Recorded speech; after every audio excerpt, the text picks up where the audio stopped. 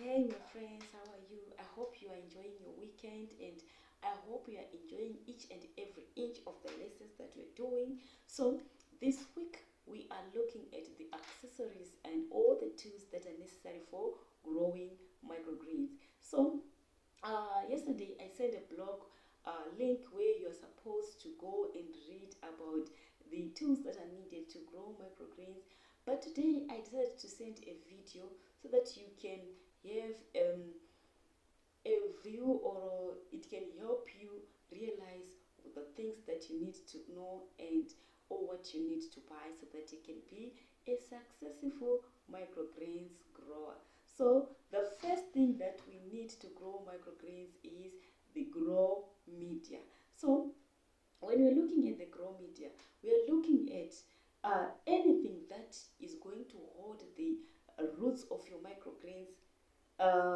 So the roots must go through that thing. So the best grow media that you know and that is readily available in every part of this world is soil. Soil is readily available everywhere. But the problem is at times the soil that might be available in an area it might be not fertile. We need fertile soil. So since we need fertile soil, what it means is that you need to buy potting soil which doesn't have bacteria and fungi. So this is what you need.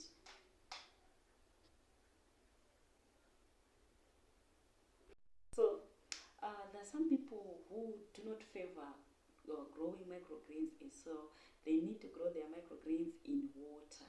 So they need hydroponic grow media. So we have the following medias that we can use to grow our microgreens hydroponically. So the first media is called the hemp mats.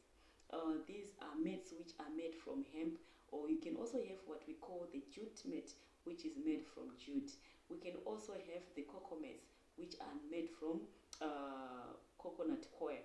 So we here in Manicaland, we don't have all those. We use pine bark. It's not so, but it can also hold the roots of your microgreens. But recently we have also discovered some other medias that we can use, like this what we call what is this? We call it the gauze wire. We can use it to grow microgreens again hydroponically.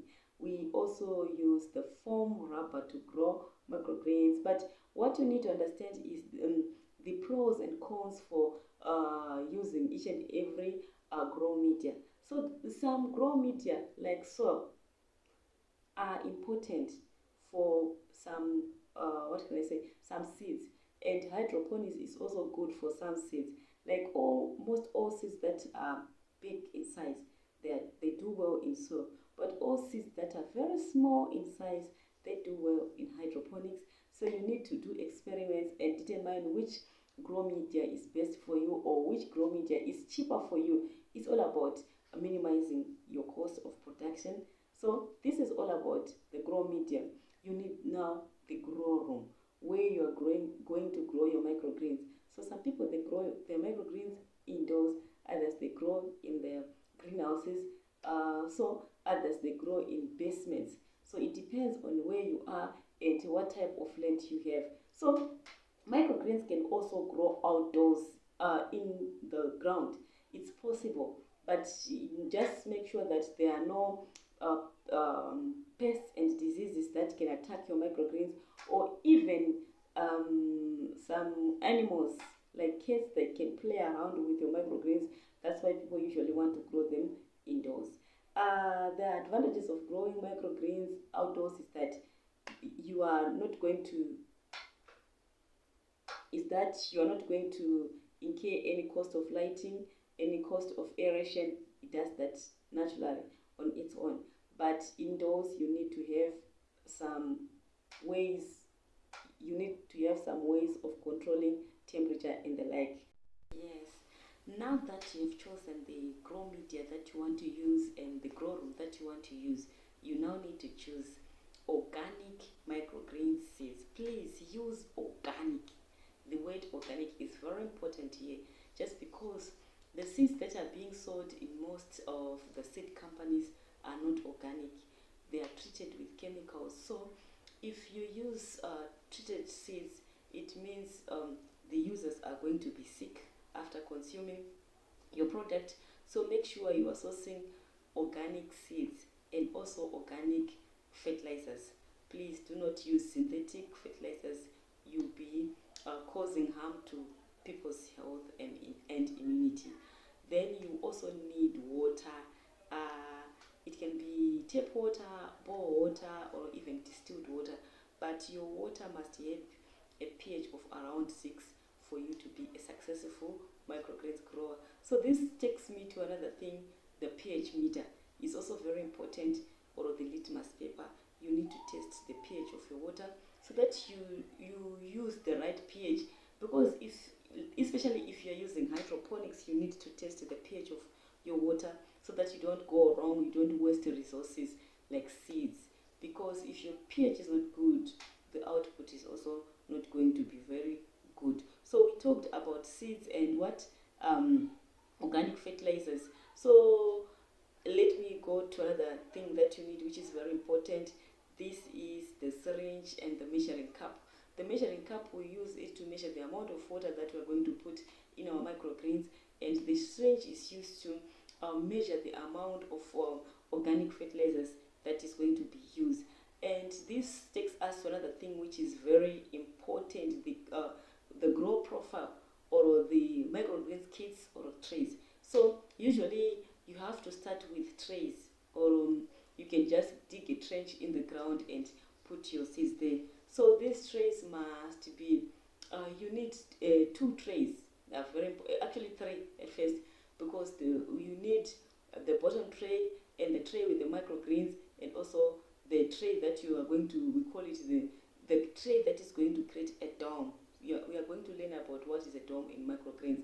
So the tray with the microgreens must be having holes underneath so that it can be able to drain water when you are watering your microgreens, especially when you're using soil, even when you're using hydroponics.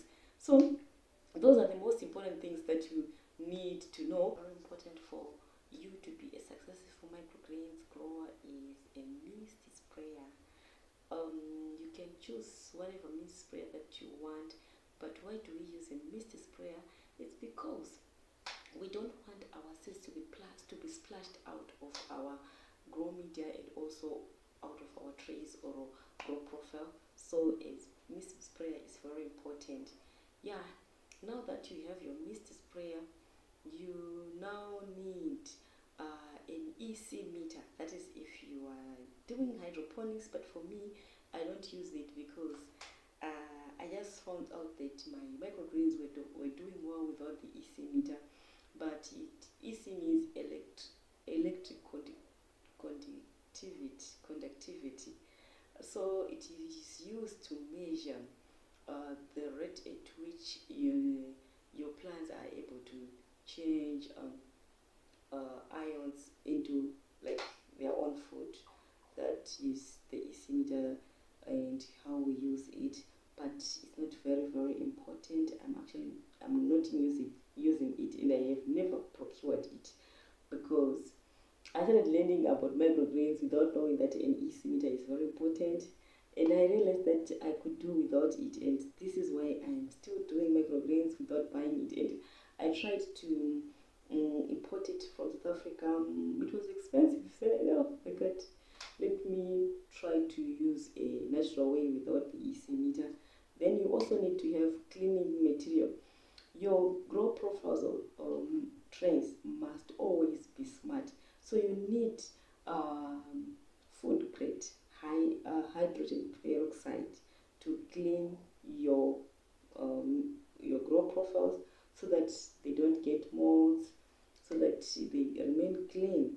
Then you need salt, like what we call seed shakers, like those ones, like salt shakers, those ones that you are going to use to shake seeds into the grow profile or media, so that there is an even distribution of seeds. And a scale is also very important to measure your seeds, to measure water, to measure your fertilizers, to measure, you can also measure your grow media so that you can have a ratio between like soil and compost. Yeah, and also after harvesting, you need a scale to measure the amount of kgs that you have produced, your output.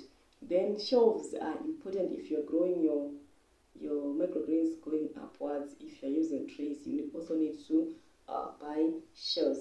So this is it for microgreens growing for beginners. And for the second week, where we're looking at the materials that are needed for you to kickstart your business or your microgreens growing, or even on the windowsill. This is the things that you need.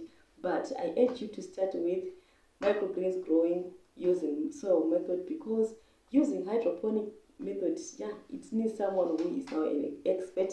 So it's better for you to start with the soil method. Then after learning to grow microgreens, then you can move on to hydroponics.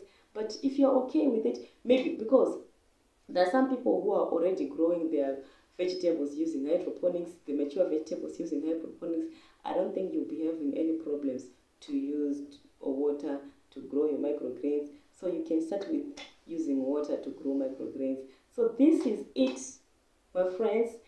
Your homework this week is to start gathering your tools that you're going to use to grow microgreens.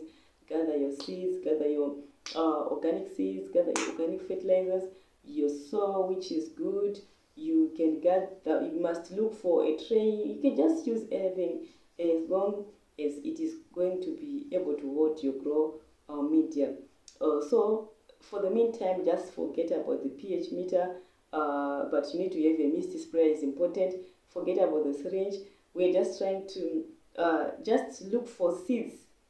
I wanted to say you can start with sunflower seeds that are very easy to germinate. So everyone, let us just go around and we look for sunflower seeds, so that the day we set to plant our sunflower, everyone will be doing the same thing. So your homework is to go and look for these things that we've talked about. But some of them, if you don't find them, it's not very necessary. Still, you're still learning. You just want to grow for your family. So there's no point. If you don't find a pH meter, it's okay. We are not going to be doing hydroponic. We are going to be doing soil method. So this is it for you. Thank you for watching.